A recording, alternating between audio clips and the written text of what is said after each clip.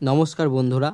Recently সিরিয়ার Uyghur মুসলিম যোদ্ধারা directly threat দিয়ে বলেছে তারা সিরিয়ার বাশার আল আসাদ সরকারকে যেভাবে পতন করেছে সেইভাবে তারা চায়নাকে ভেঙে একটা নতুন দেশ গড়বে উইঘুর মুসলমানদের জন্য।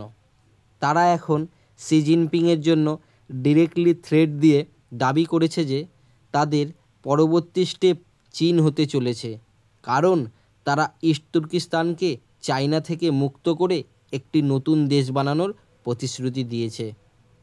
তুর্কিস্তান ইসলামিক পার্টি টিআইপি, যেটি একটি উইঘুর মুসলিম জঙ্গি গোষ্ঠী, রিসেন্টলি সিরিয়ার গৃহযুদ্ধের সাথে জড়িত থাকার পর তারা চীনের বিরুদ্ধে তাদের যুদ্ধ করার অভিপ্রায় ঘোষণা করেছে। সিরিয়াতে সরকার পতনের বিষয়ে বর্তমান সময়ে অনেক বিদ্রোহী সন্ত্রাসী গোষ্ঠী গ্রুপ রয়েছে। তাদের মধ্যে অন্যতম হলো এইচটিএস গ্রুপ, এবং এই গ্রুপকে আরও শক্তিশালী ও মদত দেওয়ার পেছনে উইঘুর মুসলমানদেরও অনেক ক্রিটিক্যাল রোল রয়েছে। বন্ধুরা, এখন আপনারা ভাবতেই পারেন চায়না বিশ্বের মধ্যে একটা বৃহৎ শক্তিশালী অর্থনৈতিক দেশ। চায়নাতে এইচটিএস গ্রুপ বা উইঘুর মুসলিম জঙ্গি গোষ্ঠী কিভাবে যাবে? এই সমস্ত গ্রুপ টাকা, ট্রান্সপোর্টেশন ও সমস্ত রকম সাহায্য কোথা থেকে পাবে, তাই তো?